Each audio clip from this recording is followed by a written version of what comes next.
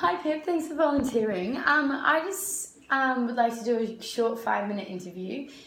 Pretty much just hearing about your experiences with communication in your workplace. So I'll be asking a few questions like what your role is, what your role involves, and the role of communication in your workplace and the challenges that come with that. So where do you work? I work at Ray White In Paddington. Oh, very nice. And what does your role involve? My role is property management assistant, and that involves processing applications when people apply for a house, scheduling open home times,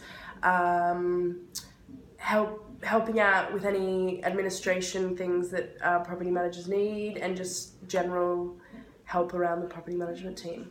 Okay, so with that would obviously come a lot of communication with, I'm guessing, tenants. Yeah, lots of communication with tenants and owners.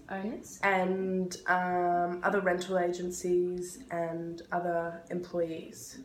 Why employees? When people apply for a house, we ask them to put down their employment details, and we'll give their employer a call and just make sure they're actually working there and that they do earn what they say they do, just for our safety. Oh, okay. So with that, would you sometimes get a few bad experiences, or? Not so much with employment, but more so with rental history, in that people weren't very good tenants, or they weren't clean and tidy, or they didn't pay their rent on time, or they weren't on an actual lease. Okay, what do you mean actual lease? Well, if they're not on an actual lease, then that rental agency or landlord won't have any details of their rental history. Like they wouldn't have been paying rent to the rental agency or landlord, so therefore they have no history of them, so they have no details of them. Okay. And so do you ever communicate, do you communicate much with your property managers, or?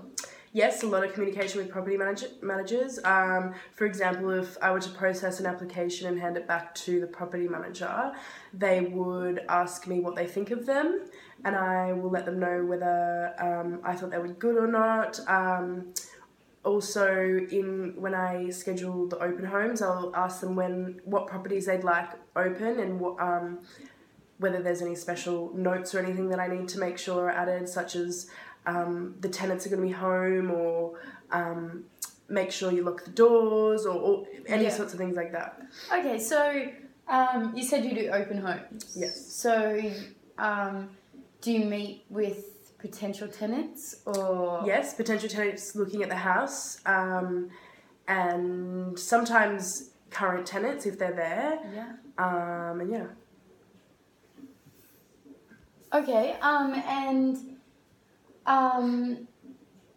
so do you find it difficult sometimes communicating with the tenants, or are they usually? Yeah, sometimes. Sometimes they may not agree with some things we say. For example, if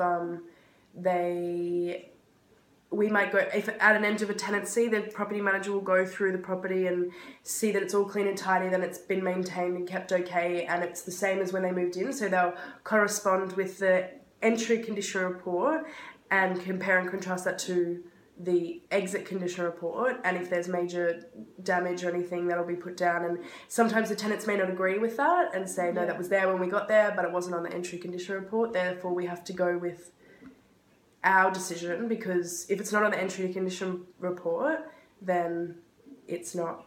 Okay, wow. So I didn't realise that there was that much sort of checking and whatnot to do with tenants and the houses and stuff. So that's really interesting. And so how long have you been in this role for? 2.5 years. Okay, and are you studying real estate? I've done my real estate course, so I've got my license, yes. Okay, so what does the license? That means I can now be an agent, but that's not what I want to do just yet. Okay. Okay, well, Pip, thanks for your time. It's very interesting to hear insiders' point of view and how it all really works, because you don't sort of hear about all that stuff on the outside. So, yeah, thank you for that. That's okay. Thanks for having me.